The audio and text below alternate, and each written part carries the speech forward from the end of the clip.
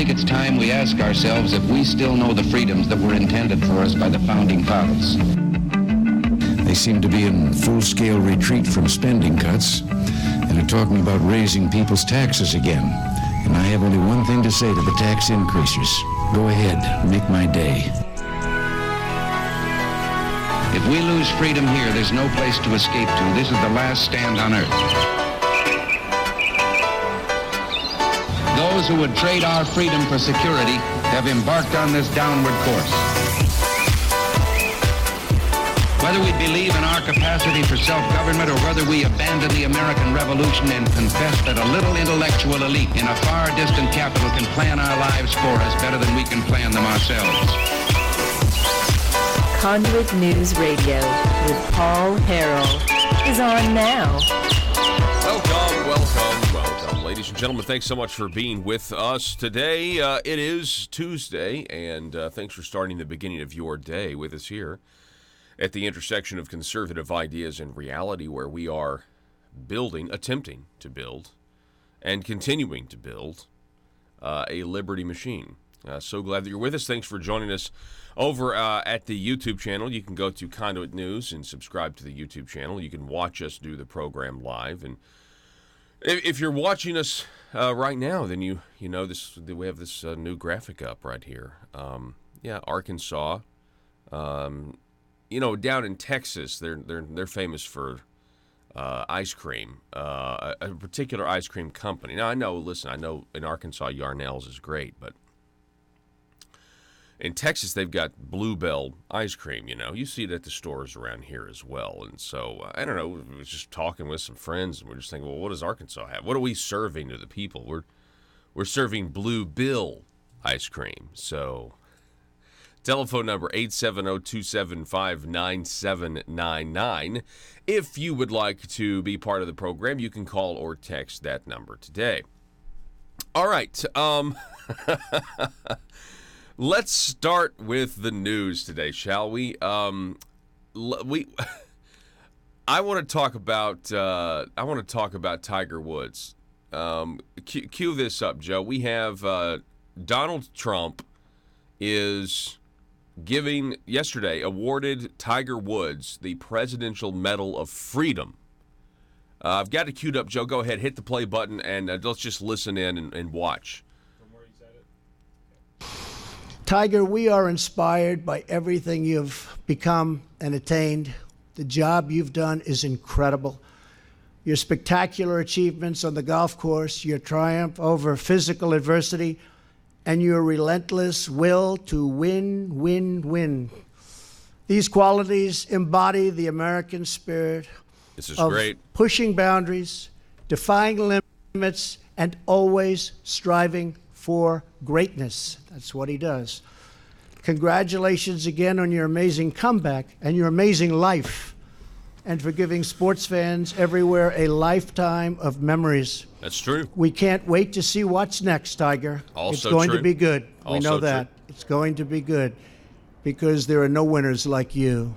And now I'd like to ask the military aide to come forward and read the citation for Eldrick Tiger Woods Presidential Medal of Freedom. Thank you. All right, so stop right there.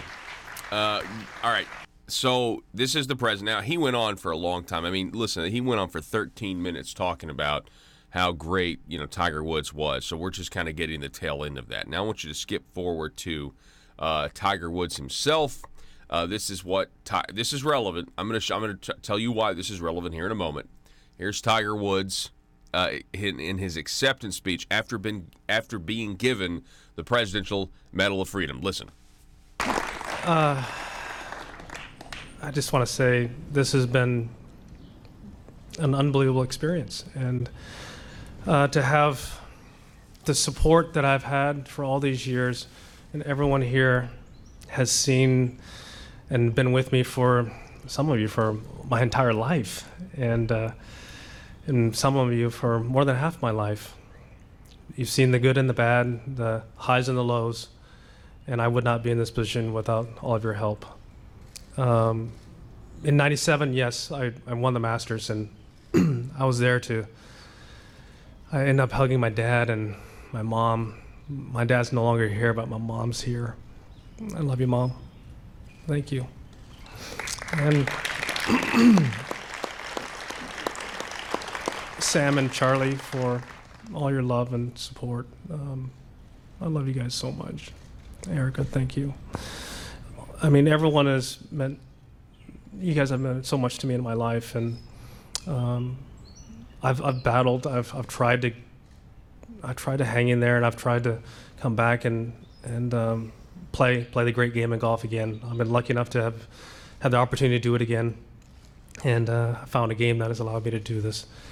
And the amazing Masters experience that I just had a few weeks ago certainly is probably the highlight of what I've accomplished so far in my life. Okay, stop. On the golf course. So congratulations to Tiger Woods. I think we all, I mean, yeah, you talk about ups and downs. Listen, as far as the sports goes, and on obviously for him personally, you know, I think America certainly likes an underdog story, and this idea of being where he was, falling and having the personal problems that he had, and then coming back and actually, and for his kids to see that's got to be a big deal, right? And so, you know, it's like, hey, you're on top of the world. We all know what happened, and then you get basically everything taken from you. You know, your kids, you just basically wreck your life, and yada yada yada. You have a bunch of back surgeries, knee surgeries, yada yada yada, and you're being awarded the Presidential Medal of Freedom after winning the Masters for the 5th time. So that's the context of what was going on. How did CNN decide to cover it? Well, let's go to Jim Acosta, who is the White House reporter for CNN. Let's go ahead and listen to what Jim Acosta had to say about this. Joe, just hit that play button. Go Something ahead. that we should note, the New York Times did a story about this just in the last 24 hours, asked the White House to essentially defend why the president was having Tiger Woods out here. And Sarah Sanders, in a statement to the New York Times, said that the president is issuing this Presidential Medal of Freedom not only because of his, winning the Masters tournament and all of his achievements in the world of golf, but also for breaking barriers in the sport. So that's the word from the White House about that. We should note, Wolf, that President Trump and Tiger Woods do have a history that predates his administration. They've been friends for many years, and as a matter of fact, back in 2013, the president tweeted about how he had stood by Tiger Woods when he was going through some personal trauma in his life, and the president was taking credit in that tweet essentially for standing by Tiger Woods and all of that. And so while the president is sometimes criticized for not always showing loyalty to people who work for him, people that work in his administration, people who work inside this White House, it should be said that he has shown some loyalty to Tiger Woods over the years. Stop. Now, we should also note, Wolf, that the president, Tiger Woods... Yeah, so the president is, he's basically, a terrible human being and not loyal to anybody ever at any time. But in this case, that's why this is noteworthy, because he actually has shown some loyalty to Tiger Woods, and was stuck by him while his life was crumbling, and so that's of note. I mean, that's one of the reasons this is happening there. The president, he's just he's a piece of excrement, but not in this relationship. It's remarkable. I mean, we know that President Trump is essentially the worst person on the planet, but there are conspicuous exceptions where there's even some good that shines through the president, Wolf.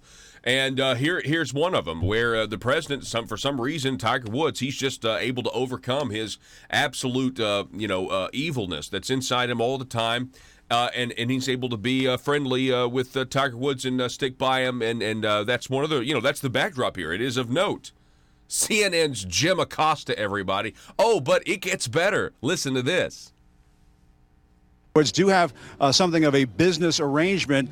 The president's company, the Trump Organization, hired Tiger Woods to design a golf course at the president's company's golf course in Dubai. Wolf, that obviously shows that there are some business ties between these two men, and I suppose a critic could argue after watching all of this that there might be somewhat of an advertisement going on here, a TV ad going on here, and handing out this Presidential Medal of Freedom to Tiger Woods. It is, in effect, publicizing one of the Trump golf courses there in Dubai that Tiger Woods had a hand in, although we should point out that particular course has not opened yet. And so, putting all Oh, my goodness, folks, it never ends. It never ends. CNN, right? They like CNN. We personally, CNN, it's personal. I mean, that's what it is now. CNN, it's personal. And they just can't help themselves. It is of note. It is of note. Maybe we need to make a note of this, that a critic could say, now, I'm Jim Acosta. I'm the CNN White House reporter. I'm not that critic. But a critic could say that President Trump and Tiger Woods are in business together. This is really just one big commercial, and they're trying to make money off of being the president. But, I mean, that's just what the critics could say. CNN, the left cannot stand when the president does anything that remotely bleeds into the pop culture. And the reason is, it has to do with the fact that they have infiltrated pop culture for so long, and their crazy leftist Marxist ideas are the ones that get out, or their crazy whack job environmentalist ideas, their Gaia worship. That's what's gotten out. And so if the right even dares to try to take back a little bit and influence what goes on in pop culture, they react like this. It wasn't just this. Go to the next article. We have another CNN comment. I don't even know who this is, but can you listen to how absolutely painful this is? The CNN correspondent, after Woods gets the Presidential Medal of Freedom, they go back to the CNN's Wolf Blitzer, and they go to this woman to basically summarize what happened. Christine Brennan is her name. Listen to this. Your reaction? Well, certainly Tiger was more heartfelt and more emotional than Donald Trump, who I don't think he skipped even one sentence of the Wikipedia entry on Tiger Woods. It's such my goodness, that went dummy. on forever. You can see Donald Trump wants to attach himself to Tiger Woods, and that's what I think this was about. That's what this was, yeah. The other, part of this whole thing is that when you think about golf and you think about these two men linked together, this was just a kind of a bro event, almost like a 19th hole without the alcohol, in the sense that just talking golf. And that's okay. That's what it was. But let's not make it more than it was. It was all about golf and Trump attaching himself to Tiger Woods. Jim Acosta, what did you Stop. I think that's right. Stop. Oh, my goodness. Now, you know that phrase when, you tell somebody, eat your heart out? I think that's what we saw, somebody eating their own heart. That's what that was. It was really kind of a bro event. I don't think what we saw is just really just Donald Trump wanting to, it's got to always be about politics with him. He just wants to attach himself to Tiger Woods. That's what it is. I mean, everything this man does, he's trying to look out for himself, and he really just wants to attach himself to Tiger Woods. He's a real popular figure right now, and that's what this was, and I don't think it's a big bro event. A lot of maleness, a lot of bro down, and I think that's what this was. I don't think we need to make any more of it. We need to remember that there's nothing more of it. Why would you say that? I mean, if you're trying to report, why do you have to say we shouldn't make more of it? Are you afraid that the people, your listeners, they must really and truly, they must think their listeners are just complete morons if they think that out of all of the negative coverage that they have given this president, that one press conference where they cover President Trump and Tiger Woods is going to change their minds. And maybe it would. I don't know. Maybe that in order to continue to watch CNN and actually trust them to be an arbiter of the facts and the truth, maybe you do have to be that dense. Maybe if you see one thing that's different, although some of them are like Pavlov's dog. They see one thing they've never seen before and they just go crazy. Telephone number 870-275-9799. Come on, we were just having some fun this morning. We seriously, you have to look at that and watch the media, and the media is going to continue to melt down. Kanye West, right? Kanye West is a musical, lyrical genius until he meets with President Trump, and then he's crazy. Kanye West is an artist of his day, artist of his time, a celebrated artist on the far left. Then he goes and meets with the president, and all of a sudden he says he can't say those things about black people, needing to think for themselves. He can't say those things. He doesn't know what he's talking about. He must be crazy. Again, terrified of the fact that Kanye West might speak truth, not something that's dripping with a partisan Republican, coat of paint, but just the truth about our society. But you gotta paint him as crazy, right?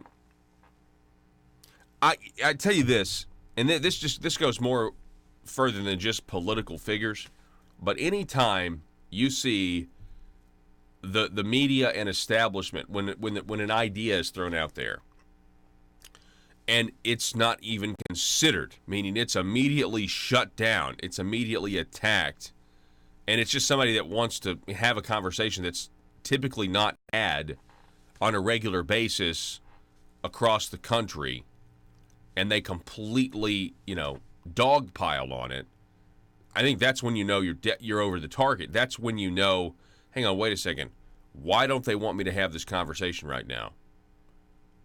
Why don't they want the country to see that President Trump is the president of the United States? He was basically acting as, in an official capacity, giving the... By the way, Tiger Woods is like the fourth golfer to ever get this. You have Arnold Palmer, Jack Nicklaus, one other gentleman as well, who've been given this award. This is not like it's some sort of commercial or business conspiracy for Donald Trump to make more money. I think he's got plenty of money. Matter of fact, I think we'll see when his term is over, whenever that is, that he'll have lost. He's not.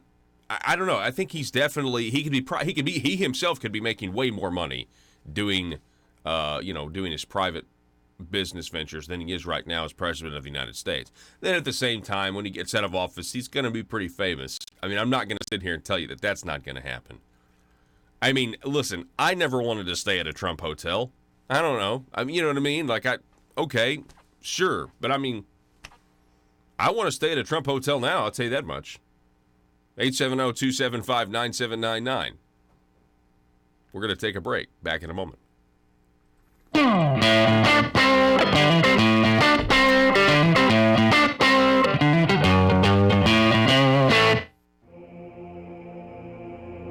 It's Conduit News Radio with Paul Harrell.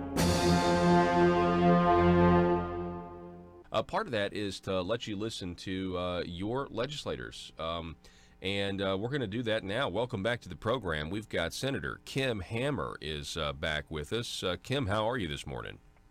It's a beautiful morning, Paul. No rain, sun is shining. It is a beautiful morning. It certainly is. And it has been pretty wet over the last week or so. Senator Hammer, we do these little segments called the Impression of the Session every 2 years after you guys wrap up a General Assembly. And so just the first question is, generally, Senator Kim Hammer, what was your impression of the session 2019? Oh, overall, it was pretty good. I mean, you win some, lose some. Some things got through rather not had seen, get through, and then some things that need to get through. In Arkansas, every single hour there is a politician not getting what they want. For some, it's an absolute nightmare. The sleepless nights wondering if progress will ever come. Lying awake pondering how to grow government in this political climate. Asking questions like, why don't my constituents want to pay a few cents more in taxes? Everyday politicians feel abused and neglected. These politicians are starving for power. They're hungry, confused, and they don't understand why no one seems to care. Will you be a patriot and commit today to help these poor, starved for power public officials? It's simple. All you have to do is commit to stay silent and never dissent or stand in the way of your politicians' rise to power. Never speak up or get engaged to stop the growth of government.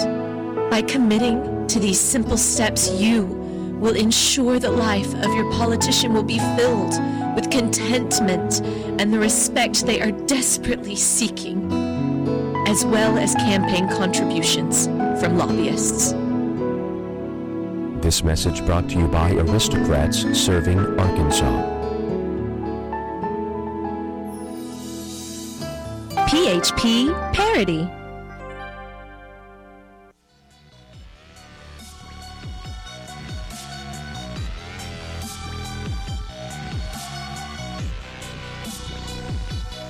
Need your daily news fix? Don't forget to tune in to Conduit News Radio with Paul Harrell. Coming up at 7:30, we'll be introducing you to Laura Abbott, who is with Victims' Rights Arkansas. We're going to talk about that organization, what they want to accomplish, how they came to be in existence as an organization. George Papadopoulos.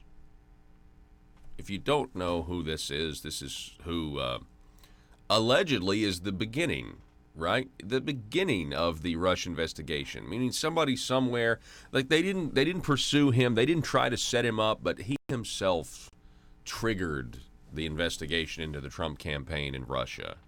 He wasn't set up by intelligence services. Okay.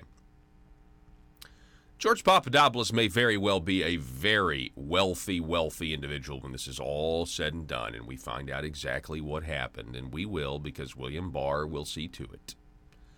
That is why they must discredit William Barr, so that if John Brennan, the former CIA director, is marched out in handcuffs, they can say this is a banana republic and Trump is going after, and Barr as well is going after political opponents. They will refuse to tell their viewers the truth, that crimes were in fact committed, and that the United States government believes that these men who used to work for the U.S. government are responsible for those crimes. The days, and I really hope this is true, the days where somebody's rights are violated and there's no one person in the big government responsible for it must come to an end. Period. Now, George Papadopoulos tweeted yesterday, after the excellent interview I had with the great Maria Bartiromo, so this is over at Fox Business. Can you throw this tweet up there? I did some more digging and saw that the United States Embassy in London invited me to their offices to meet in November, December of 2015. Eyes were on me in London already, so a year before the 2016 presidential elections, he gets an email wanting him to come to the U.S. Embassy in London. Interesting, we're now finding out that the FBI contracted to spy on Americans 4 years before the presidential, 4 independent contractors 4 years before the presidential election. Who do you think those Americans were? Well, one of them was Trump, and it's a safe bet the other one was Ted Cruz, and it's another safe bet that the other one was Rand Paul. And I just have this feeling that it was either Rand or Ted or both of them, because they had a message of actual freedom, and, that's a contagious message to a lot of people. So, just a guess, but I think Ted Cruz for sure. And then that comes to mind, if you kind of follow the trail there of George Papadopoulos being set up, we're now finding out, I told you about Mifsud, told you about this diplomat Mifsud, who, according to the Mueller report, is said to be a Russian asset, but he's not a Russian asset. He's a Western intelligence asset, and all you have to do is do a simple Google search to figure that out. If he's a Russian asset, he's infiltrated Western intelligence agencies. I'll tell you that much right now. It's a much bigger problem. But he needs to be a Russia asset if you don't want to expose what the Justice Department and intelligence agencies did to the Trump campaign. But there's another name that's now being circulated. Who is Azra Turk? Who was she? What was she doing? And why did she have such an interest in George Papadopoulos? The Daily Caller has a great piece on that. Folks, we got to take a break. Back in just a moment. We did get through. So it's, when you're judging a session, you kind of take it by the law of averages and remember that you've always got the next time to come around and try to undo what was bad and tried to get through what was good that didn't get through this time. So I try to look at it as a long game and not just a one and done kind of deal. But, yeah. Overall it was pretty good. Gained some ground, in some key areas, and gave up some ground in some key areas too. So overall, that's always my attitude about it. Well, so feel free to talk about the ground that you think we gained and the ground that we lost, or do you like to divide it into maybe like, well, this are the social issues, this is how we did here, this is how we did on the economic issues. Feel free, tell us what you think. On the social issues, I think we did pretty good. The one thing that was amazing this time that I hadn't seen before, don't expect it to get any better as time rocks along, is we saw some of the Washington-style liberal Democrat machine, cranked up and running pretty good when it came to the social issues this time. And when it came to the pro-life issues and everything, some of the people you would have expected to get entrenched one side of the issue did. I was just a little bit more amazed by the liberal side that they got as entrenched, and even more so than they did. So I think every time we meet, every time people are elected, you're starting to see that divide of the obvious liberal left from the obvious conservative right. I think that gulf is widening on the social issue. So felt good about the pro-life bills that got through. Felt good about the Second Amendment rights that got through. Although I know Bob had to send his into interim study, and that's okay. That's kind of like what I was talking about a while ago. You want to run a marathon, not necessarily sprint all the time, and so he'll have a couple of years to massage that out. I know Senator Flippo got the resolution through, kind of helping clear up the judge's determination about the open carry, so that was good. That'll be tested probably at some point. Probably have to come back and actually pass a law that defines it a little better. I was a little bit disappointed in some of the free speech bills, which I ran some of those that we weren't able to get some of those through. Those are going to go into interim study, and we'll talk it out over the next year and a half. Kind of refresh the listener on that. What was the issue at hand? I know you were trying to expand FOIA to college foundations. Is that correct? That was one of them. Now, I filed a bill, and Bob Ballinger filed a bill on campus free speech, and we combined our efforts together. The one I had was a little more stringent, but the one that he had was a little bit.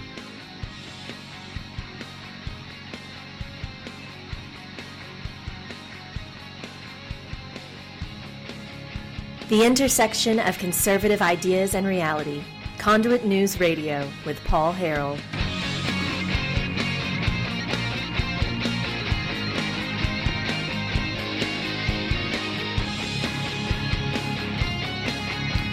Somebody mentioned Dan Douglas on the.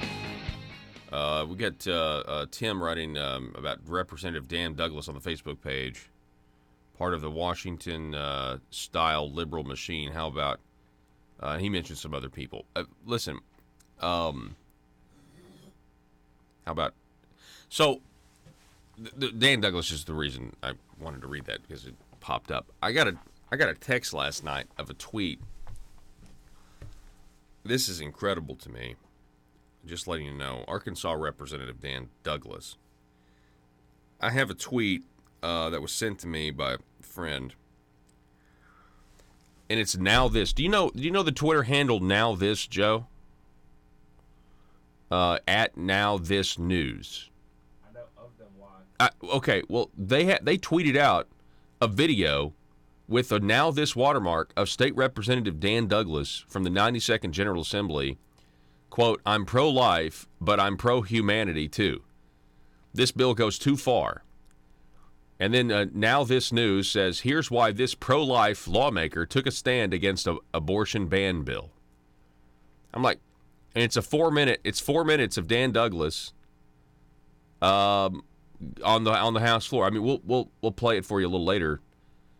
I'm just like, how did Now This News? How in the world did they get this one random moment from the 92nd General Assembly? And so it is. This is an older. Just to be clear, this is an older tweet. So this was more current. Back in, it was back during the actual session. But if this doesn't show how vulnerable Dan Douglas is when I'm assuming that now this news. I've never heard of them. Are they leftist? I mean, that's why you would say, here's why this pro-life lawmaker took a stand. State Representative Dan Douglas proved himself. Say what you want to about, his economic policies, which are big government and, higher tax and everything else. He proved this session that he is not a pro-life lawmaker at all with his vote against that anti-abortion bill. Because then he came back a week or two later and filed a bill to put in assisted suicide in Arkansas, which is not pro-life if we're talking about protecting life from conception to natural death. And people say, I know people say all the time, well, they don't say all the time, but I've heard some people argue for assisted suicide, and I'm sorry, I don't get it. I don't get it. Anyway, so let's get back into this briefly. I'm going to hit these three stories. And then coming up at the top of the hour, we're going to talk about the Arkansas Department of Transportation. We're going to talk about this other piece in the Democrat Gazette from yesterday about scenic US 70 down in Garland County, that stretch of road, curvy road, dangerous road, and I've got some interesting opinions about it. Former senator sued by executive. Jeremy Hutchinson is being sued now. So that's interesting. And being sued by somebody who's just been charged by the state of Arkansas for Medicaid fraud. Isn't that weird? So Senator Jeremy Hutchinson has now been indicted once in the Eastern District of Arkansas, a second time in the Western District of Missouri, and now he's being sued by a Medicaid executive who's been charged with Medicaid fraud and IRS problems, who has been, is it IRS problems, or I think I may be thinking of the Medicaid fiasco in Maryland. Anyway, in the mayor of Baltimore there. But by the way, that Medicaid director, talk about not ferreting out corruption in the state of Arkansas. Don't get me wrong. It's good that she was finally charged, but just so you know, she was in front of a Senate committee testifying from a position of authority like 5 weeks ago. And people want to say that, we don't want to talk about corruption in Arkansas politics or the Medicaid mafia anymore. No need. Don't look over here, mainstream media. This woman who was just charged was just testifying from a position of authority and strength within that Medicaid mafia community, advising our legislators 5 weeks ago. Anyway, who is Azra Turk? The New York Times now reporting that Azra Turk provides mixed clues about who the aliased investigator worked for during an operation to spy on George Papadopoulos. The FBI tasked a woman posing as an assistant to longtime FBI informant Stephen Halper to meet with the Trump campaign, or to meet with the aide for the Trump campaign, George Papadopoulos, in London in 2016. This is according now to the New York Times. It's so glaring that even the New York Times, they've got to get on top of this. If anything, in an effort to kind of say they reported on it, but spin it to where they claiming it's not as big of a deal as it actually is. The report confirms long-standing speculation that the woman who operated under the alias Azra Turk was part of the government's operation to keep tabs on Papadopoulos and the Trump team. But one question about Turk remains unanswered by the Times piece. Who does she work for? The Times report appears on first glance to suggest Turk is an FBI investigator. One section of the story says, quote, but she was actually a government investigator posing as a research assistant, according to people familiar with the operation. The FBI sent her to London as part of the counterintelligence inquiry opened that summer to better understand the Trump campaign's links to Russia, which we know there were none. Now, we know there were none. Adam Goldman One of the reporters on the Times story added mystery to the report Thursday night when he discussed it on CNN. Goldman provided a cryptic response suggesting she does not work for the FBI when host Anderson Cooper asked who Turk worked for. Quote, "I'm just going to leave it right now as a government investigator. I use that word for a reason, and I'm going to leave it at that." Interesting. Papadopoulos, according to the Daily Caller News Foundation, has long speculated that Turk was working for either the CIA or a foreign government's intelligence service. He speculated that if the latter is the case, she was working for the Turkish government. That theory is largely based on Turk's claim that she was Turkish and that she spoke with a heavy accent. The Times piece is carefully worded so as to obscure exactly which government agency employed Turk. It also does not clearly say she was working for the American government. Interesting. Isn't it again, it's very convenient that the author of the Steele dossier was a former British spy. Now, if you'll just do a little critical thinking, you know that you're never a former spy, are you? I mean, unless you're a double agent and you're never a former spy for the British government, British intelligence. That's just not the case. But anyway.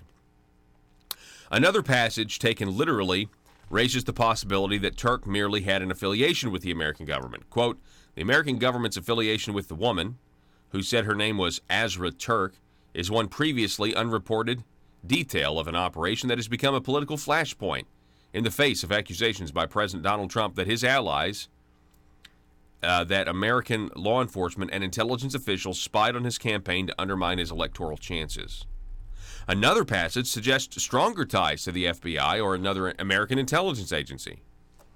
See, the CIA, man, John Brennan, I'm telling you, the more and more I do research in this, they're saying Brennan is, he knew this was his baby. And then you look into Crossfire Hurricane. That was the operation. Crossfire Hurricane. So who was Azra Turk? People are saying that she was a possible, essentially a honeypot. In his book, Deep State Target, Papadopoulos speculates that Turk was a honeypot, the spy term used to describe a situation where sex is used to lure in targets. Papadopoulos has said that Turk exchanged flirtatious messages with him during his London visit. She also sought to meet with him when he returned home to Chicago.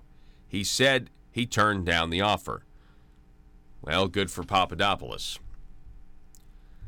And another story, going to ZeroHedge.com, we have an update on the Mueller report. The Mueller report, they're saying there are some omissions that don't make any sense, suggest either incompetence or a cover-up. Now, what could they be covering up in the Mueller report, right?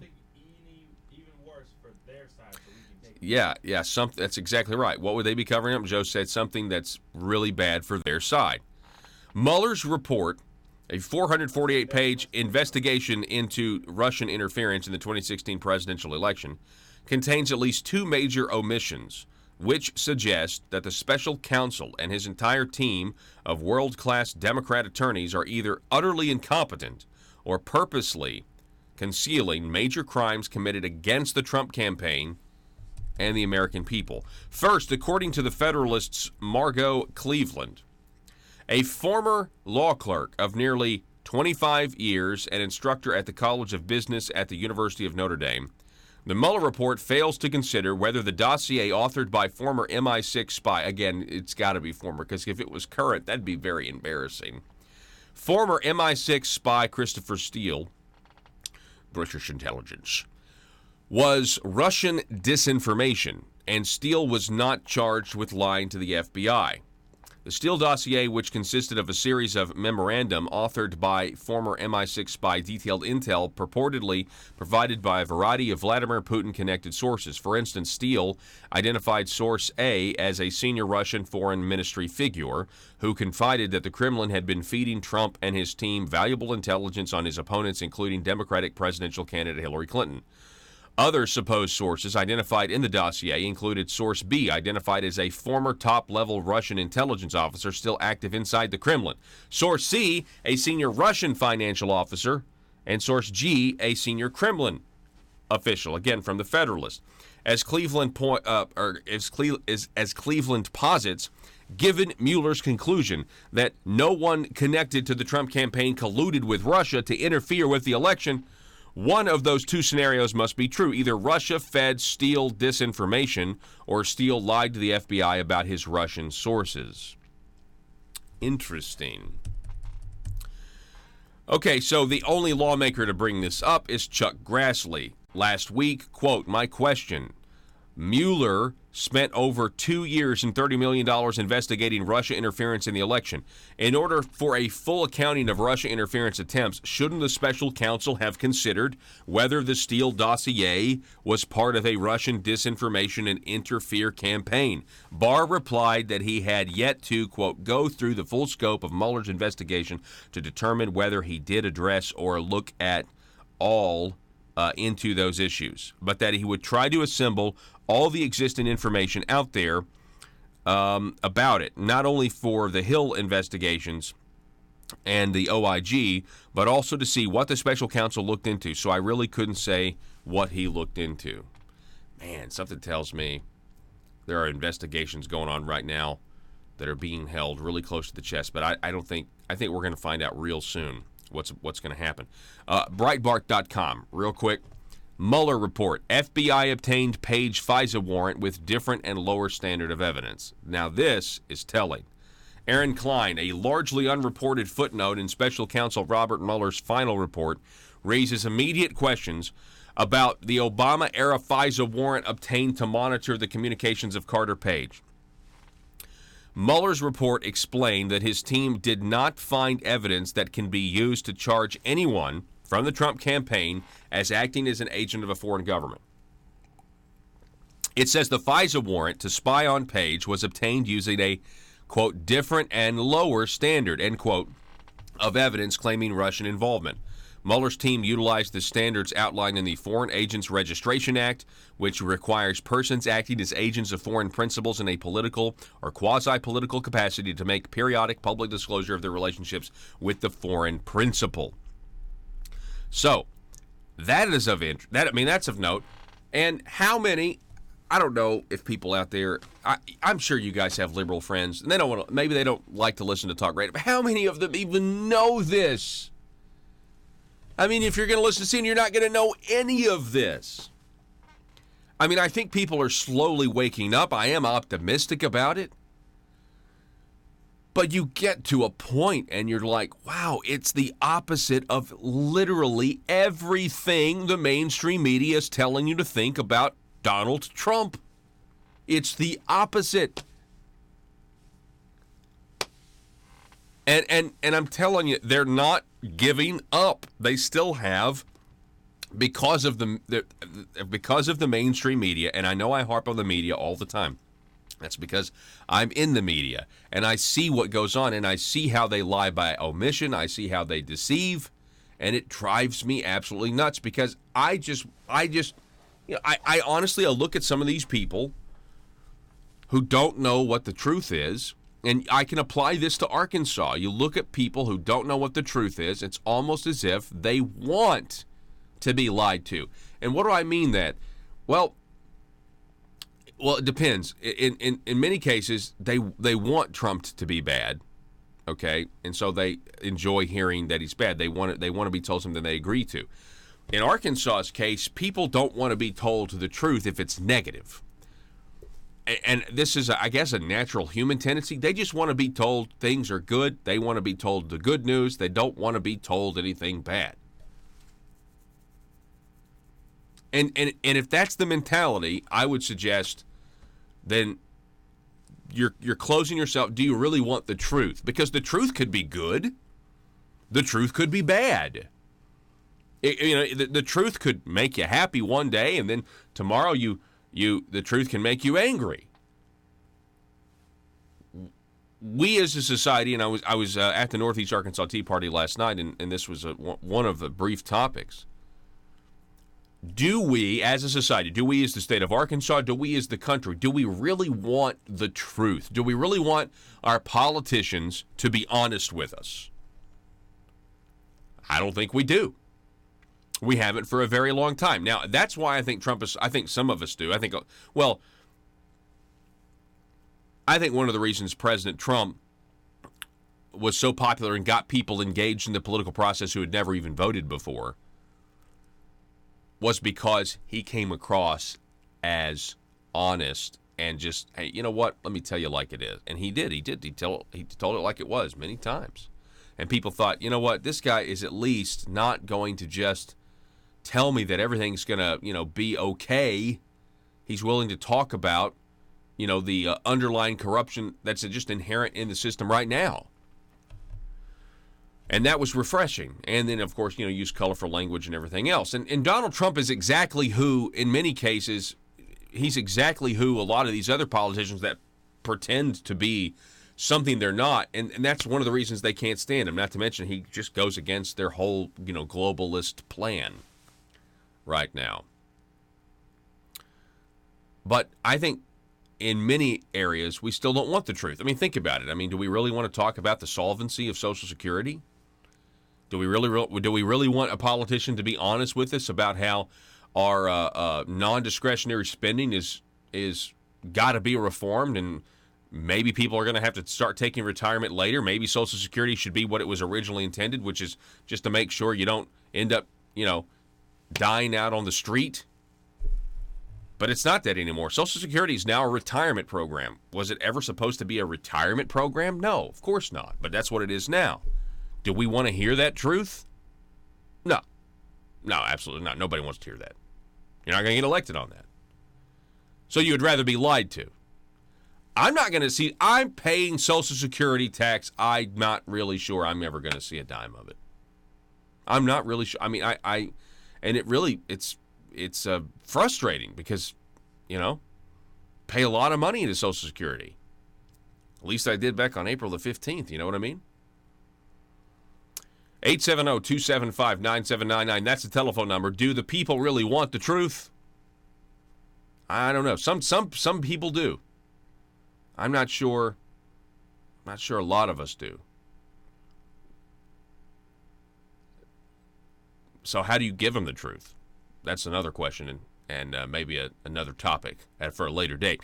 Folks, go to conduitnews.com for the podcast if you've missed the podcast, or please go to the YouTube channel, Conduit News, and subscribe to our YouTube channel so you get these smaller videos of the interviews that you can share with your friends. Please help us spread this news medium to as many people as we can. YouTube's the way to do that. You can share the videos on Facebook and Twitter, text them to your friends, and then, get us new listeners. Tell everybody to be listening to Conduit News at some point during the day. They don't have to get up as early as I get up to do the show live, but it's available at 8 o'clock for you to consume, as soon as you get on your way to work, as soon as you get to your office desk, while you're at the gym working out. Would really appreciate it. 870-275-9799. Back in a moment.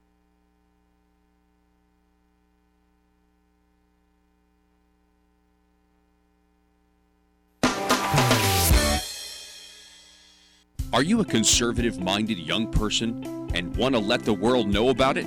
Are you tired of rolling your eyes as your professor regurgitates progressive, PC, neo-Marxist nonsense?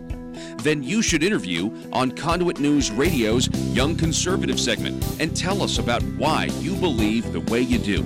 Tell us how you came to be a conservative and what are your views on government. Now, if you're worried that your neo-Marxist professor may also be a right-wing talk radio listening masochist, then names can be changed to protect the innocent. It's the Conduit News Radio Conservative Future segment. To be interviewed, call 870-275-9799. That's 870-275-9799. If you're like me, you believe that small business is the heart of Arkansas's economic engine, and it should be viewed that way by the politicians in Little Rock. Conduit for Commerce also believes, like you and I believe, policies that achieve less regulation and lower taxation help small business in Arkansas thrive. Other policies like small, constitutionally consistent government and reducing citizen dependency on government keeps it from growing and expanding its influence on our daily lives. Conduit for Commerce works every day to educate the general public and legislators on these important priorities in the name of Arkansas small business. By the way, contributions to Conduit for Commerce are tax deductible. Log on now to conduitforcommerce.org and click on Contact Us on the right side of the page. That's conduitforcommerce.org. Go there now and learn the facts on protecting small business in Arkansas.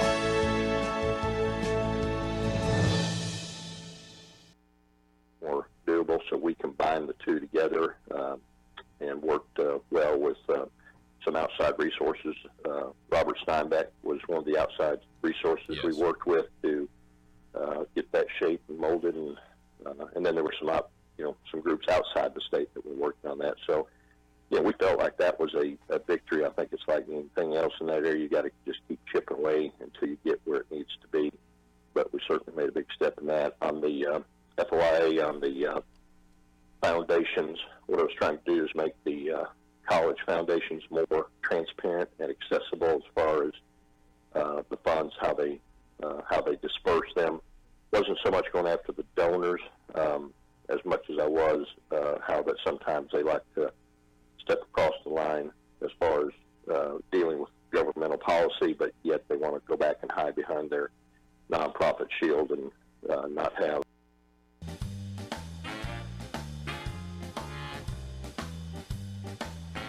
Exposing the truth and everything the Marble Palace establishment keep trying to cover up. It's Conduit News Radio with Paul Harrell.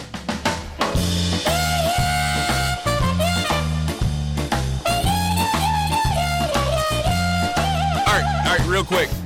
We're going to get to the Little Rock police officer who was fired, after the whole incident where he almost got run over by a car. Yes, that's exactly what happened. Cars are 2-ton weapons. We'll get to that here in a minute. It's very weird that this is happening.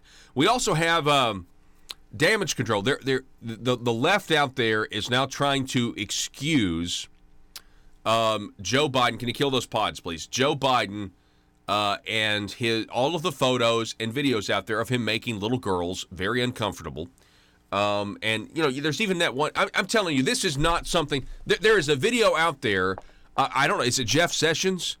Of him slapping Joe Biden's hand away from his kids. Maybe. No, it's out there. I don't know if it's Sessions or it's somebody. I'm telling you, this is not something that is like, it's not a conspiracy theory. The videos and photos speak for themselves. Okay, Joe Biden makes kids very uncomfortable, and if you watch those videos as an adult, it makes you very uncomfortable. Okay, it just is what it is. He's got a huge problem, right? And what we have seen is we've seen adult women come out and say, well, he made me uncomfortable as an adult, and everyone talks about that in the mainstream media, and they don't actually talk about all the video montages, which will soon be banned by Facebook. The video montages of Joe Biden making these little girls uncomfortable will soon be banned by Facebook. You wait and see. Well, there's an article out about how Joe Biden's grandson asked him about an internet meme accusing him of molesting a child, and it happened to be Joe Biden's grandson in the meme. And it happened to be Joe Biden's grandson, you see the photo there, at his dad's funeral, Beau Biden's funeral. So obviously, yeah, but now I will say that photo is very unfortunate given Joe Biden's the other photos that are out there. But now I feel like this is now being used to garner mainstream media sympathy, like, oh, somebody memed something that wasn't true because that's just Joe Biden and his grandson. There's nothing to see here. And so you see what's happening here. You see how they're shifting. And I promise you, Twitter, Facebook, especially if Joe Biden gets the nomination, all of the memes out there, quit Biden my ear, you will get banned. Talk about election meddling if you bring up those videos that are weird. The news and talk of Northeast Arkansas. This is News Talk 101.3 FM and 1230 AM KBTM, Jonesboro, an EAB radio station. FOI accessibility. And I think as long as higher ed continues to come and ask us for more money, those foundations then, should be looked at to determine what they're doing with all the money that they're getting. So we can see if we can start cutting back as a state as far as funding higher ed and let it become more some funding, coming from the foundations. Wow. Perhaps. Yeah, actually, that's a great idea, and I can see the end game. I can see what you mean about it being a marathon on that front, because, it would be nice to say, again, you don't want to see donors. You just want to see, hey, how much money are we talking about here, and can we save taxpayer money if you guys don't need as much? So that's actually really good, looking out for the taxpayer. That's the name of the game. So as much as we can. So can we're talking with Senator Kim Hammer's impression of the session. Can we talk about economic issues for a second? Do you think the people of Arkansas in the next fiscal year are going to end up paying more money as a net tax increase to the government than they are now? Well, we keep there's actually a running chart on that. I'm going to be up to Capitol this week and going to get the updated version of it. I'll be glad to share it with you.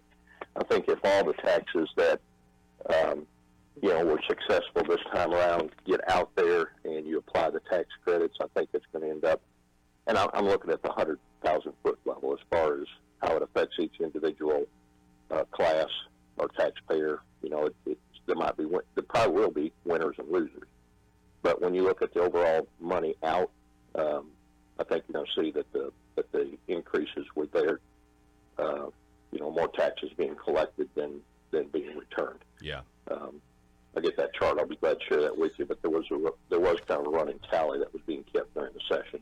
Well, I just don't have that in front of me right now. Yeah, I would love to. I've got some numbers too, just from DFNA's numbers, and even their numbers are showing that fiscal year 2020, 2021, more money coming from the people.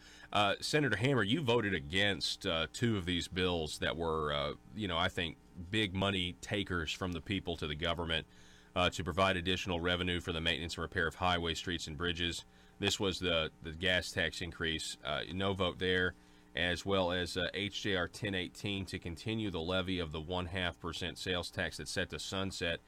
You voted against that as well. So tell me, why did you vote against those two measures?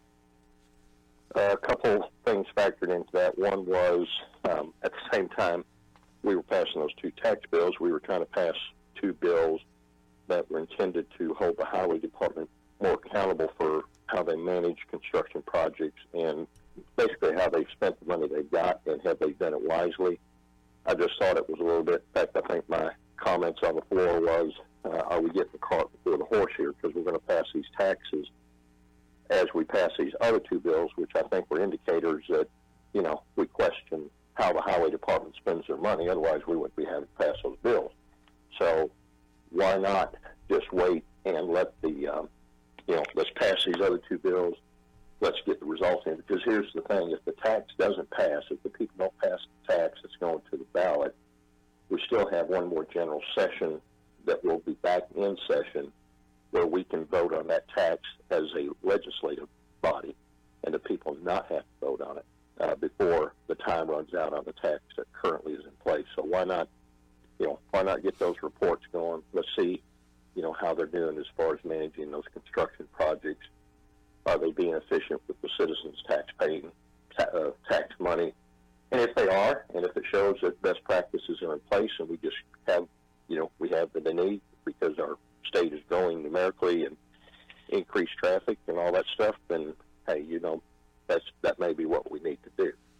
I just thought it was a little bit of a cart before the horse, given the fact that we're filing those two bills. And then you read the paper this morning, article in the paper this morning, and, one of the commissioners questioned the highway director, and, is this your plan or is this the governor's plan? So I'm not sure there's even peace within the camp at the highway department as far as the plan and how they're going to spend the money. And I know you got to talk through the process. I get it.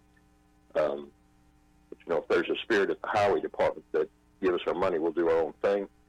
I got a little bit of problem with that. I think there needs to be a little bit better display of submission to to the legislative branch, even though they're a constitutionally independent organization. Well, I will tell you this. Talk about a politically tough decision. If the people of Arkansas vote down the continued levy of this...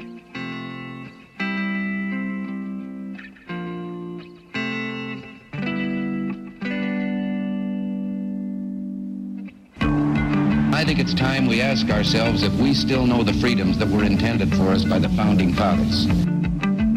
They seem to be in full-scale retreat from spending cuts and are talking about raising people's taxes again.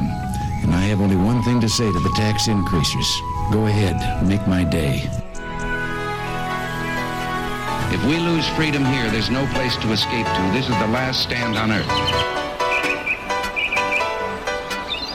Those who would trade our freedom for security have embarked on this downward course. Whether we believe in our capacity for self-government or whether we abandon the American Revolution and confess that a little intellectual elite in a far distant capital can plan our lives for us better than we can plan them ourselves. Conduit News Radio with Paul Harrell is on now.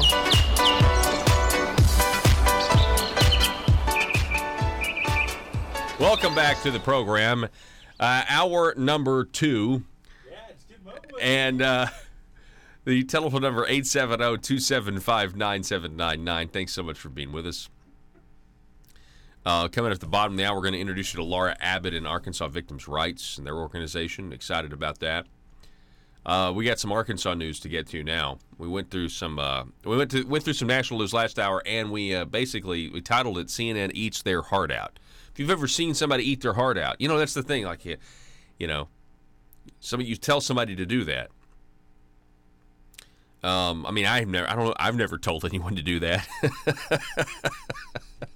But CNN eats their heart out on national television as Donald Trump gives Tiger Woods the Presidential Medal of Freedom. You got to check it out, especially that first segment. I mean, it's just so transparently obvious how much they hate President Trump personally.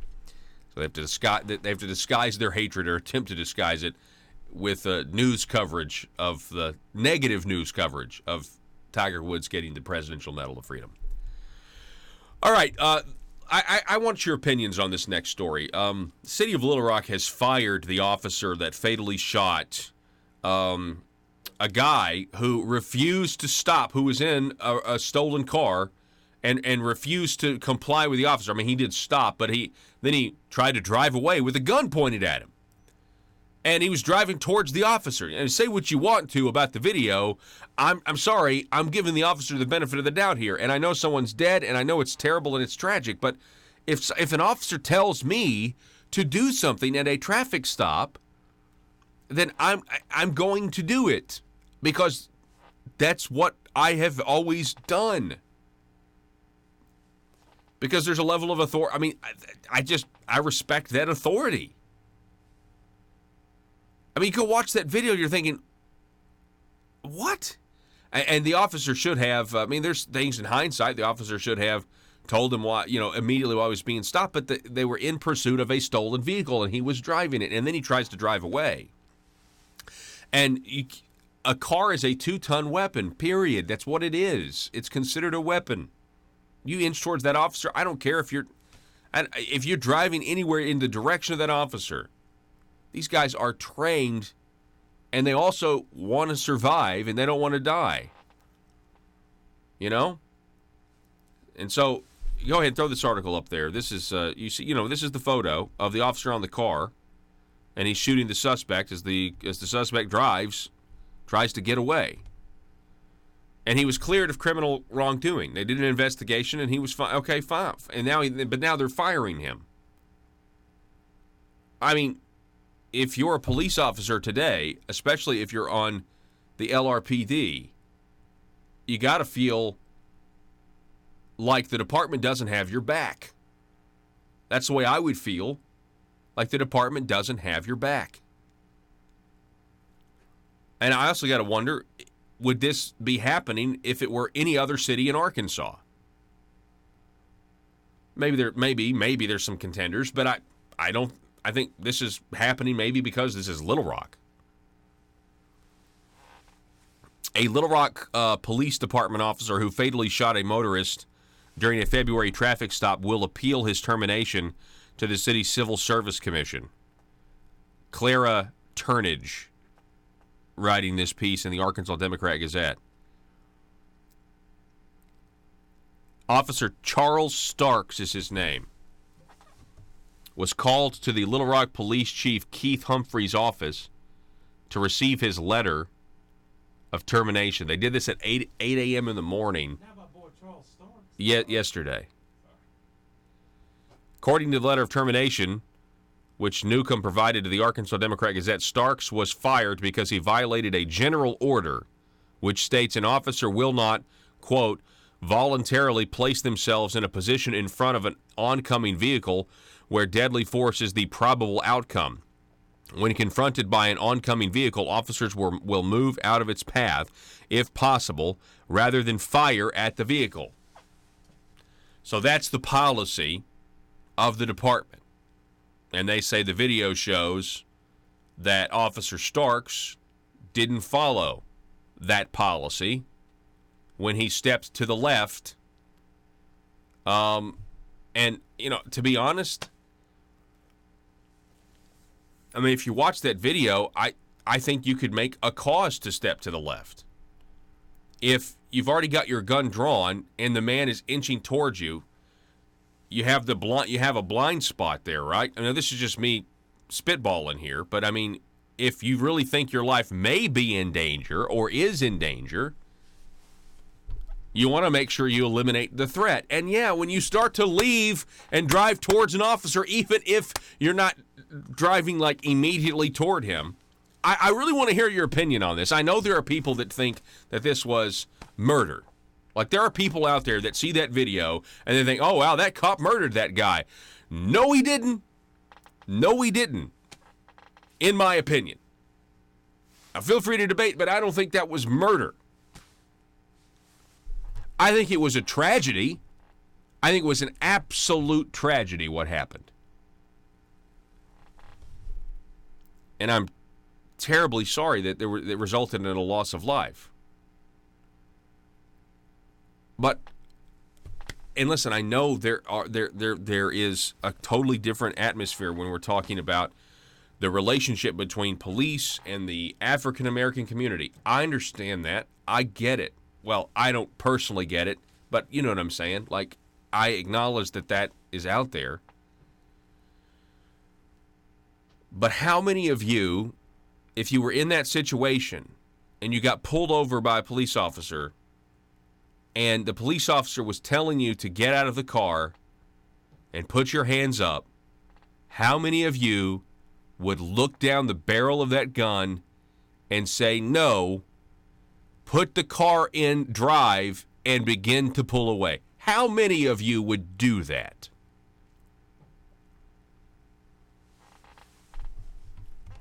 And now this officer's fired because of that action, really. That was the catalyst that started all of this, was the fact that there was a motorist in a stolen vehicle.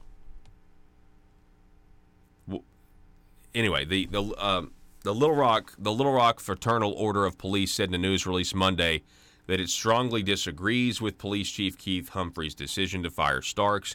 In the letter order, President Ronnie Morgan said Starks did not voluntarily move to place himself in the path of the vehicle, but rather he was backing away, and when the vehicle struck him, then the vehicle struck him. Everything after that initial contact, Morgan said, it was a result of deadly force used against the officer. Quote, today's decision sends a message to the officers of the department that even when you're right, meaning you've been cleared of wrongdoing, your employment can still be terminated. While the Little Rock Fraternal Order of Police Executive Board is greatly disappointed with the chief's decision, we continue to support Officer Starks as he goes through the appeals process. If you're a Little Rock police officer today, I mean, it just is what it is. If you're in a situation similar to Officer Starks, you might as well, listen, I would just encourage those officers. I mean, you know, obviously you got to follow the law, but I think every one of you out there would at least if I were an officer, put myself in your shoes. I guess we just have to go through life thinking that if there is a deadly force event, then my career may be over. And I'd rather be alive without a career as a law enforcement officer than dead. Is that the environment now? Is that how we're moving forward? And maybe some people that's the way that's what they want. Do we just need a new policy that if you're a law enforcement officer and you're involved in the use of deadly force that you're just no longer? Well, then we have a lot of inexperienced people but maybe you're just supposed to, retire at that point. Well, you've served your duty and we can't have you out there anymore. I don't know. I think if you're a law enforcement officer right now, though, in Little Rock specifically, you may be second-guessing yourself if you're in one of those situations. Are you free to do your job? And listen, they're going to say, Paul, it wasn't his job to shoot that guy. Folks, obviously you don't want this kind of stuff to happen, but you have law enforcement for a reason. And I don't know. I don't understand why we can't. Common sense suggests that you have to give the benefit of the doubt to the officer, which they did. And maybe they're like, hey, listen, you're not being charged, but we don't want you in the department anymore. And that's what this is. Is it because there's just a publicity problem? Is that what it is? That it's a publicity problem and a product of the internet and the YouTube video and everybody being able to watch it, and they say, this guy's still on the force? Is that really what this is? Because the fact of the matter is, again, I'm not a law enforcement officer. I didn't have the courage to do that. But when you are in that position, I don't care what kind of training you have, there's not a one of us that can for sure know how we would react and how we would feel threatened. We say what you want to about a police officer or any soldier. The idea of self-preservation is a natural instinct, and you're the officer.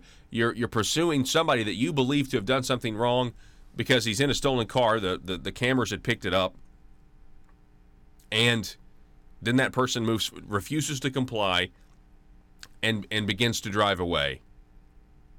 None of us can know how we would react in a similar situation. Regardless of the color of our skin, by the way. Need to add that point in there as well. Anyway, let me know what you think. You can text me, 870-275-9799. Gene on Facebook writing that Little Rock is more like Chicago every day.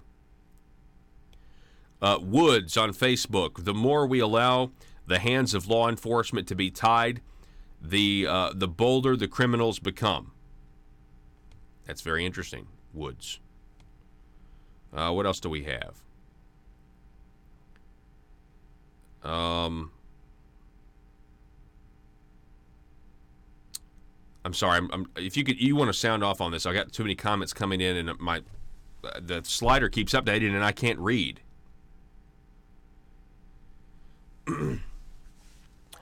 Jackie writes, gee, Paul, could it be you stop because you are a law-abiding citizen? Oh, talking about what I would do? Yeah, I guess so, I think to me, it's just kind of an agreement, And then you go watch the video, and I know this is more circumstantial, but right after the shooting takes place, the officer uses deadly force. The girl in the car is like, he's got a gun in here. And then you hear the officer she says that there's a gun in the car. She says there's a gun in the car. Now, granted, this is after he's already emptied a magazine into the windshield, but still. Could that be why he didn't want to get out of the car? Because he had a gun in the car? Maybe. Telephone number 870-275-9799. We're going to take a break now, going to reset. When we come back, I want to tell you about the Arkansas Department of Transportation and how they are studying what they're going to do with all the new tax revenue that they're going to be getting, how to spend the extra money that they're getting from tax increases. I'll tell you about that piece And when we come back, don't go anywhere. Half-cent sales tax that's set to sunset, and then you guys come back and pass it anyway. That's definitely a catch-22, I guess. Well, and I think that kind of what forces what I'm doing with my time during the interim between now and the next, before the people have to vote. We just went through this transformation, and there's a number of around 16 million that it's supposed to save, and Julie Mayberry was the House sponsor. She initiated the idea, and I was the Senate sponsor following her lead about doing away with the gambling loss tax deduction, 10 million. I think what I'm focusing on over the next 12 months is how can we piece together from savings within the government the 200 million, so we don't have to ask the taxpayers for more money because the money is already there. Yeah. We just have to put together the comprehensive plan, which we didn't really have time to do during the session. In a world full of constituents with social media accounts, bloggers just looking to increase their page views, and a talk radio host who generally is just the worst, how are Little Rock's elite supposed to conduct business with such a lack of privacy? Introducing the 1835 Club, older and more refined than other clubs that claim discretion. The 1835 Club is for seasoned political veterans that want to conduct the highest form of aristocratic business with the public's money. Are you a schemer? Do you someday want a guaranteed flow of taxpayer money to support your business? Is it your dream to see the .gov domain at the end of your business website? Don't listen to the imitators. The 1835 Club is the place where corrupt politicians and businessmen hatch their next crony schemes. At the 1835 Club, we make lobbying safe and legal. Ethics. Why, of course. All business is done in an ethical manner. Just look for the sign above the door that reads, loophole. Are you tired of the Capitol Police restricting your access to the roof after a perfectly good night of drinking? The 1835 Club has libations and a perfectly good roof. Other crony clubs that promise discretion try to lure you in by advertising bars made out of aeroplanes. Well, at the 1835 Club, instead of an airplane fuselage, we've got a space shuttle. No, not a bar. We've got an actual space shuttle that makes a daily run to the moon so members of the 1835 Club can have some real privacy away from the bloggers and taxpayers. Are you an Arkansas aristocrat? Do you want to be? It's the 1835 Club, and we work tirelessly to make sure the good old boy system remains alive and well. Join today. Disclaimer. The 1835 Club reserves the right to deny membership to anyone who has principles. Any talk of the Declaration of Independence or the Constitution must be done in jest or, at the very least, with a condescending tone. And finally, the 1835 Club will be given a 25% commission of any agreements made between politicians and the business community. PHP Parody.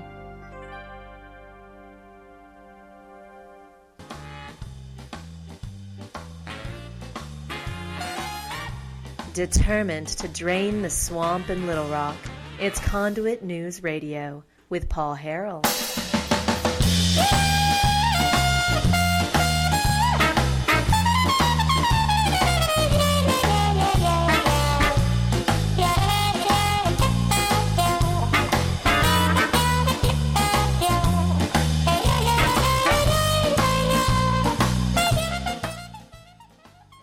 There we go. About to say, I didn't think I was on. Arkansas Department of Transportation studies how to spend extra $300 million a year. What? You're going to study how to spend it? Why wouldn't we already know the projects we're paying for before we vote for massive tax increases on the people of the state of Arkansas? Act like they weren't expecting it. Unbelievable. Officials with the Arkansas Department of Transportation, according to the Gazette and Noel Oman, are already being asked how they will spend an extra $300 million as it stands to receive through Governor Hutchinson's highway plan that the General Assembly approved in its recently completed regular meeting. The figure includes nearly $100 million in increases to fuel taxes and some vehicle registration fees approved. I want to remind you that for the month of April, the state got in revenue an extra $125 million over projections, over their estimates. So they raised taxes on us $100 million. They're going to start collecting in October, And in April, they got an extra $125 million that could have paid for this. But we're gonna give them another $100 million. So now they got $225 million to build our roads. Something tells me that $125 million is, for the most part, just going to get spent in category B and C. Because tax policy drives spending. I love our Revenue Stabilization Act, right? But we desperately need something called a TABOR law, which is basically a taxpayer bill of rights, which caps the growth of government and requires the government to send the excess revenue that they get back to the people in the form of tax cuts. And that's in a nutshell, but anyway. So I just wanted to point that out. They're not really sure, right, how to spend the money, and I find that maddening, in my opinion. In the private sector, you wouldn't be given a bunch of money without telling your boss exactly what you're going to get for it. You would never get that in the private sector. A blank check, that wouldn't happen. But it happens in government, and we just tolerate it from the RDOT. Then there's another article, and this is the day after there was Michael Wickline wrote an article tap dancing around the fact that Republicans have voted for tax increases. He basically, I think, exposed a lot of these guys. It was an interesting article to see them talk about how they voted, why they voted for certain tax increases and everything else. And then the next day, we have a story by Stephen Simpson. US 70 in Arkansas, a deadly stretch, example of challenges the state faces in improving roads. Hot Springs. I'm going to get to about, let's see, when does it mention ASA? Couple paragraphs down. Listen. All right. Now, this is serious here. It's a tragedy. The 3 a.m. knock at the door echoed through Ruth Carney's hotel room. It was December 4th, 2015, and then Mayor of Hot Springs was attending a convention in Rogers. When I opened the door, City Attorney Brian Albright was standing there, Carney recalled. He looked at me and said, "I have some bad news. Your son Chris was killed this morning in a car accident." Christopher Carney, 35, had been a passenger in his friend's SUV a few hours earlier, traveling west on US 70, about 6 miles east of Hot Springs in Garland County. Arkansas State Police investigators believe the SUV driver failed to negotiate a curve about 1:40 in the morning and overcorrected, and the vehicle hit a tree. So, both of the men died. That stretch of highway and the work that has been done to improve it illustrate a balance that states like Arkansas are trying to attain of not just maintaining roads, but also making them safer. Numbers from the National Traffic Safety Administration Fatality Analysis Reporting System show that from 2013 to 2017, there were 2,572 traffic fatalities reported in Arkansas. While that was a decrease from the previous 5-year total of 2,800, Arkansas still had a higher number of traffic fatalities than states like Nevada, Kansas, Utah, and Iowa, which have comparable populations. And then we get to this paragraph. Earlier this year, Governor Asa Hutchinson proposed levying a new wholesale tax on gas and diesel fuel, permanently extending the state's half-cent sales tax for highways, and dedicating casino revenue and other state funds to raise $300 million annually. The plan is the single largest highway plan in the state's history. So we have this article about a tragedy, and we say, well, Asa is passing these tax increases to make the roads safer. And I just have to say one thing. If that's the purpose of this article, the purpose of this article is to provide cover for those legislators that are now feeling the heat that they're taking more money for the people to fund government. And if you want to play this game, folks, you want to build our roads, you can build them a lot faster. If it's really about safety and saving people's lives, you could build them a lot faster by getting to the money quicker. You know how you get to the money quicker? You cut spending and use the savings to build roads. Then you can make them safer right away. You don't have to wait till October when we begin collecting the tax. You don't have to wait until 2020. and ask whether or not we're going, and to see whether or not we're going to vote to keep the half-cent sales tax that's set to expire? You don't have to wait on any of that. So if we want to play this moral high ground game, pretty sure cutting spending is the higher, because you would immediately get to fund the roads. Put that plan together and give people a choice as far as their vote. If they want to vote the tax in, that's great. But if there's money there to be saved, then go ahead and present that to them as maybe a reason to vote against, because we've got this other plan. Well, I think that we ought to always be operating, I think we need to operate government to the question of what's the most efficient way to do it. And then number two, what are essential services? I think that's the question we need to focus around. I'll be focused around over the next year. What exactly are essential services? Because if you identify essential services, then you justify your budget, or can't justify your budget because it's not essential to what we should be doing as a government to the needs of the people of our state. Yeah. Well, and real quick, in Friday's paper, there was a report about the general revenue collections in April surged to a record, and it increased by $116 million. It exceeded the state's. It was like $958 million, but it exceeded the state's forecast by $125 million. And I just thought to myself, Senator Hammer, the gas tax increase, the tax at the wholesale level, that was to raise $95 million. That we start collecting that in October. Your gas taxes are going to go up. And all of a sudden, the state in April has $125 million that they didn't know they were going to have, it was above their forecast. And I'm thinking, well, there's your money right there, Now, I know it's hindsight and it's 2020, but still, What are your thoughts on that?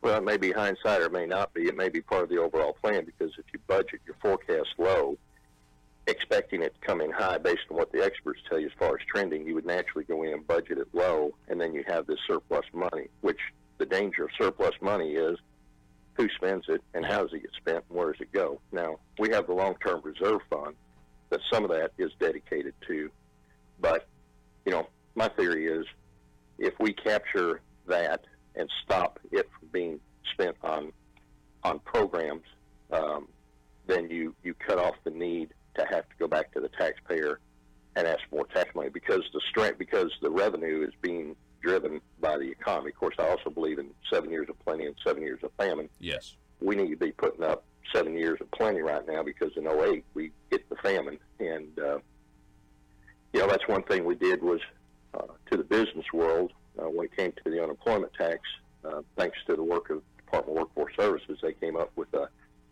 sliding scale. So now employers, are projected to have to pay $40 to $60 million less into the unemployment fund, because right now we're in strong economic times and that money is being returned to the employers. So I think it's creative things.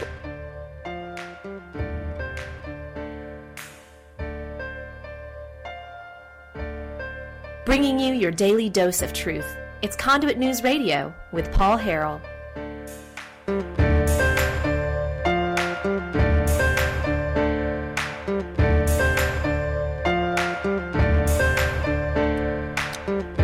Welcome back to the program. Folks, want to remind everybody to go to conduitnews.com. You can get the podcast there, the video archives, or iTunes, SoundCloud. You can subscribe to that podcast, and it'll automatically download to your phone. If that's something that you're interested in, if you can't get the full 2-hour program because you don't get up with the birds, or before the birds in some cases. Folks, I want to introduce you to Laura Abbott. Laura is on the phone with us this morning, and she works for the organization Victims' Rights Arkansas. Laura, how are you this morning? I'm fine this morning, Paul. How are you? I'm doing really good. I really appreciate you agreeing to be on the program, and I wanted to have you on, highlight your organization, and just kind of tell everybody what your organization does. Tell us about Victims' Rights Arkansas. Well, thank you for having us. We are a grassroots movement. There's a neighborhood of 12 survivors of crime, or people who've worked with crime victims, that operate a Facebook page, Victims' Rights Arkansas. Arkansas is one of the few states without a constitutional amendment for victims' rights, for enforceable rights, and so that's what we're working towards. So tell us about that, and tell us your history. How did you get involved in an organization like this? How long have you guys been around? Well, I got involved after being a victim of a crime in 2012, and after going to the court system, and after experiencing getting some of my victims' rights, I began to recover and began to become whole. And so I was like, everybody needs these rights. And we were realizing some people were not getting their victims' rights information or victims' rights implementation. So how so we started banding together. Yeah, give me an example. Give me an example of somebody when they of somebody not having their rights or their rights being violated. I guess is what I should give me an example of their rights being violated. Well, one extreme case was a man whose son was killed, and the defendant sat in jail for 3 years. And the parents had been asking when the court date was going to be, when the trial was going to be held. And there never was one, and then the defense attorney got his client out because there was no speedy trial. Wow. Okay. So that certainly is that sounds egregious. It sounds like somebody got off on a technicality there. Probably one of the most egregious, and I don't want to give all the details behind the story, but it seems like it was pretty much of a plan in the beginning to help the defendant.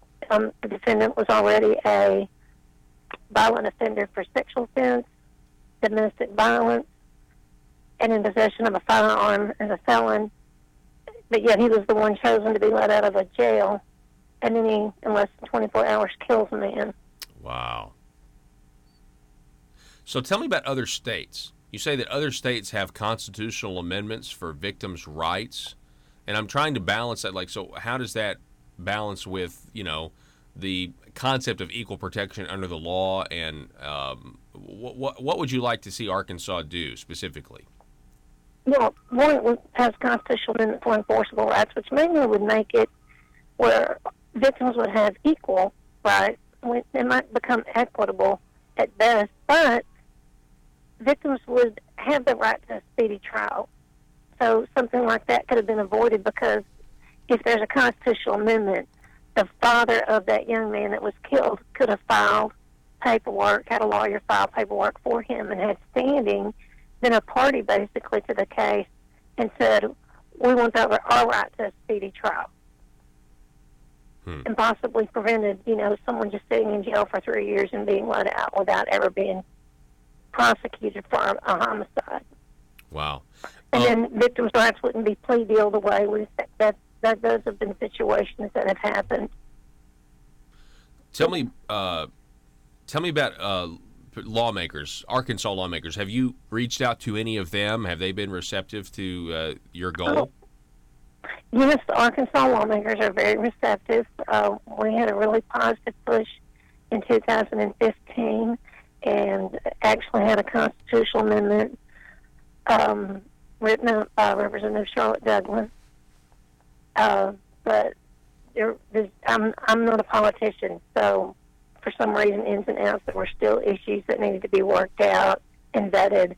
And if our state's going to make that change, there's so many people involved, from prosecutors, victim witness coordinators, law enforcement. Mm-hmm. So at this point, the last legislative session, there were numerous bills passed by representatives such as Alan Clark and Leanne Birch and Jimmy Gasaway and Charlene Fite and Breonna Davis. I could just keep listing people who created legislation that was very victim-friendly and addressed some of the issues of victims and victims' rights.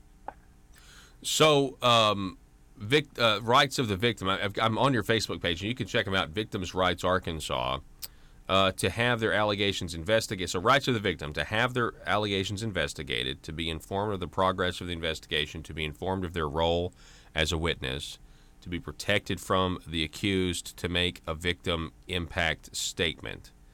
So then you also have the rights of the accused not to be illegally searched to remain silent, to apply for bail, to have interviews recorded, to be detained only if arrested, not to have prior charges or convictions detailed before the verdict is given, not to have illegally obtained evidence used against him.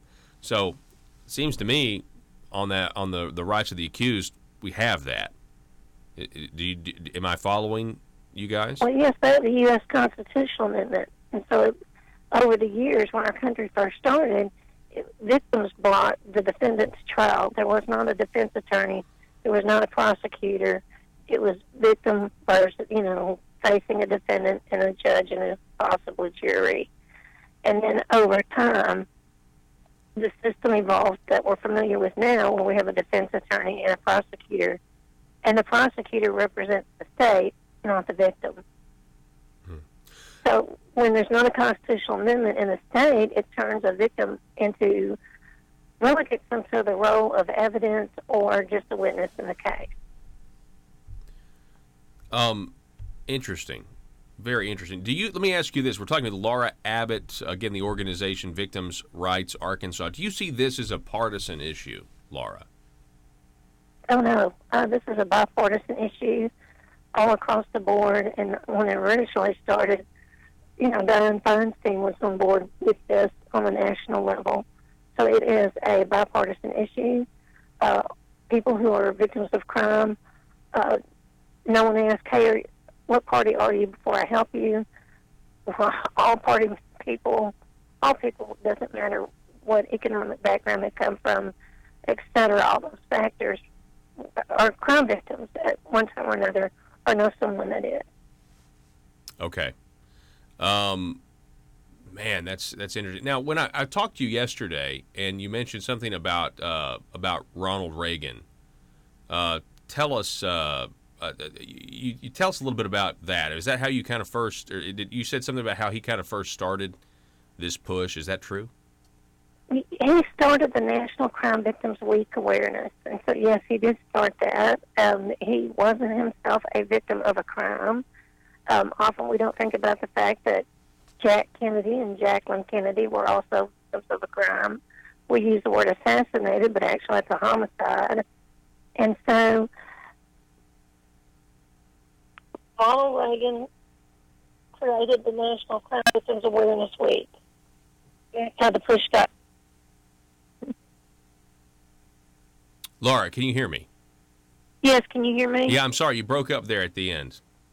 Okay, so it was Ronald Reagan, and under Reagan's administration that the National Crime Victims Week was created and began to be pushed throughout for the rest of, they just had Crime Victims Week back in April. Well, Laura, tell us real quick. Last question: What can we do if we want to get involved? Well, we need people contacting our legislators requesting a constitutional amendment for victims, and we need people also joining that page because we need people to go out and spread the word across the state about what our victims need here. And victims are traumatized. They're often last in the court system to receive any funding if they even get that ordered. Right now in our state, court costs come first, restitution comes second, but yet there's not a lot of information on how do victims file to get restitution. The Crime Victims Reparation Board does not always refund people 100%. So victims are at a loss usually for the rest of their lives. Even after criminals have served their time in jail, the victims are still left with consequences from the criminal act. So we need people involved. They can volunteer at a local nonprofit. They can make phone calls. Even people like human sex traffickers need people to help drive vans. Those will be vetted, of course. And it's just kind of when crime has gotten so prevalent that we need all of us volunteering or working in some fashion, helping donate, or really just rattling the cages on a constitutional amendment for victims' rights. Laura Abbott, I appreciate it. Thanks so much for coming on the program and telling us about your organization. We appreciate it. Well, thank you very much for having us. All righty. You have a good day, folks. We're going to take a break, going to reset, and we're going to be back here in just a moment. Don't go anywhere.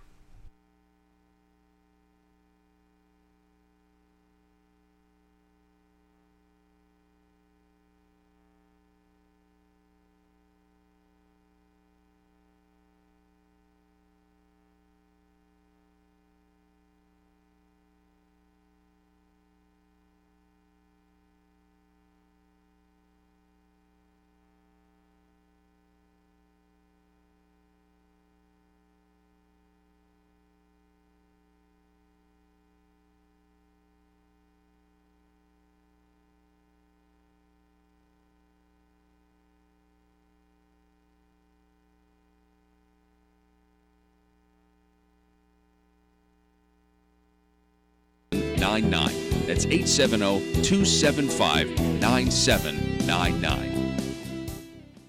If you're like me, you believe that small business is the heart of Arkansas's economic engine, and it should be viewed that way by the politicians in Little Rock.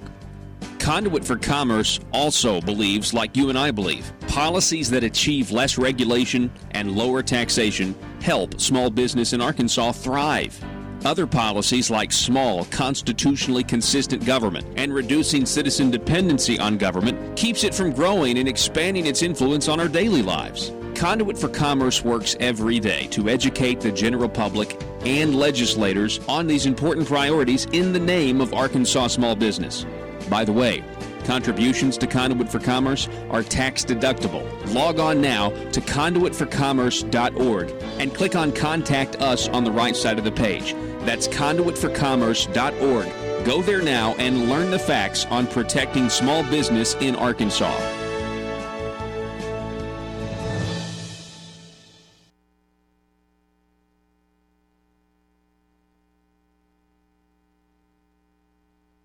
Like that position us to not have to ask for tax money if we just take what's coming in during these strong economic times and spend it wisely.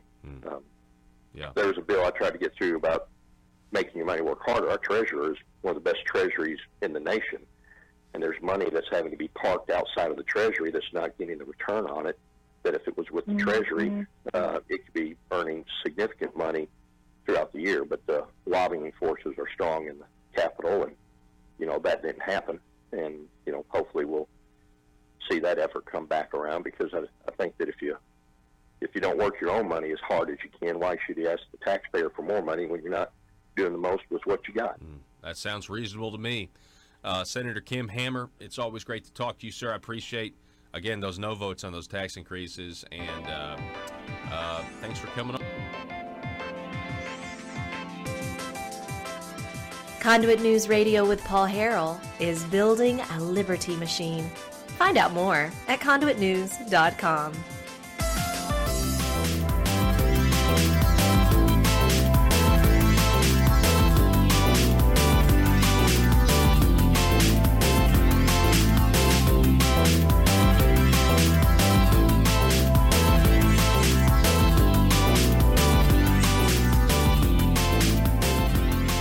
All right, welcome back to the program. So, we're doing things trying to kind of draw attention to, for example, last week we had a big white elephant, on the screen. For those of you not watching the program, feel free, you can watch at conduitnews.com or Facebook or the YouTube page or over at live stream as well. But, just trying to draw the attention to Blue Bill ice cream. Arkansas serves Blue Bill ice cream, serving it, And then some people in the comment section talked about voting for the red T-shirted team, but getting blue results, that sort of thing. I can't help myself. I'm sorry, but it's just kind of one of these things, I think the people just, when it comes to the taxes, on the social stuff, this past legislative session was very productive, I mean, even taking the heat and getting that anti-sanctuary city bill passed was really good, and I think most people support that. And most people think it's common sense. Most people are understanding. And this is thanks in large part to President Trump. They really understand what a problem the southern border is and our immigration system is. Even the New York Times, I saw a piece that was sent to me the other day that even the New York Times has come out and said that, hey, yeah, there is a problem on the southern border. And, hey, you know what? Maybe Congress should give the president the funding that he's asking for at this point. Then you get to the human trafficking issue that is the media never wants to talk about, because they want you to think that the Democrats are right when they say that building a barrier is somehow immoral. And if you were to actually see the violence and the carnage and the drugs and the $150 billion a year human trafficking industry, it's kind of hard to call a wall immoral at that point. You know what I mean? I mean, if in fact the southern border is a thoroughfare for trafficking. And we don't know what we don't know because where you can't police it, where there's not any wall, you don't know how many of these people are being coyoted over and what happens to these young girls once they get over here. It really gets dark very, very quickly. Oh, by the way, did anybody see where people are now concerned? I'm hearing of a growing concern here in Arkansas about the casinos. And I think it was on our Facebook page yesterday where I saw that the casinos coming to Arkansas as full-fledged casinos. You know, whether there's one in the Pope County area eventually, I don't know, but definitely one in Jefferson County. And then you're going to have, a Hot Springs in West Memphis expand theirs. West Memphis is certainly going to be large, multi-$100 million facilities that they're going to be building. People are concerned that where there are casinos, full-fledged casinos, that there is an increase in human trafficking. Now, I know, that's certainly not going to get reported in the mainstream if it is, but that makes sense in a lot of ways if you stop and you think about it. That's not to say that everybody goes, to a casino and gambles or, spends money. I'm not saying that you're a bad person or trying to lump you in with human traffickers. Okay, so that's not what I'm trying to do. But they're just saying that generally when you have that environment, right, with all those people conversing, interacting with one another, gambling is certainly part of that. The libations are certainly a part of that. The hotels, that it's going to make it an easier environment for people to not notice when people are being trafficked. Now that, I do think is a legitimate concern. Congressman Rick Crawford, a Republican from Arkansas who's on this show once a month, he had an event in Northeast Arkansas 2 weeks ago, I believe, highlighting human trafficking and what a giant problem it is. Now, keep in mind, he's on the House Intelligence Committee. And, it's not just something that is on the southern border. This is something that's happening. And you can actually look up stories. In the Northeast Arkansas area where people have been arrested and charged with human trafficking or keeping girls against their will, right? So this is a giant, much larger problem. And again, it all comes back to the President of the United States making illegal immigration a giant campaign issue, and now it's a giant domestic issue. But I guess I get upset that human trafficking part is not lumped into. It's not talked about as much as it should be. Because that's, when we're talking about human suffering, and maybe they don't want to do it because they just don't, again, they personally hate. I'll reference our first segment because our first segment was about how Tiger Woods got the Presidential Medal of Freedom yesterday, and CNN pretty much had a meltdown, a passive-aggressive meltdown, but it was certainly a meltdown nonetheless. So back to this point that I was making earlier. There is an article in the Arkansas Democrat-Gazette that had to do with the deadly Arkansas roads that we have, specifically scenic US 70, how it's a deadly stretch, and it's an example of the challenges that the state is facing. But then they credit Governor Asa Hutchinson and his highway plan, saying that Governor Hutchinson proposed the single largest highway plan in the state's history. If passed by the voters in 2020, the Arkansas Department of Transportation will determine the best way to use the additional funding, taxes, beginning in 2024.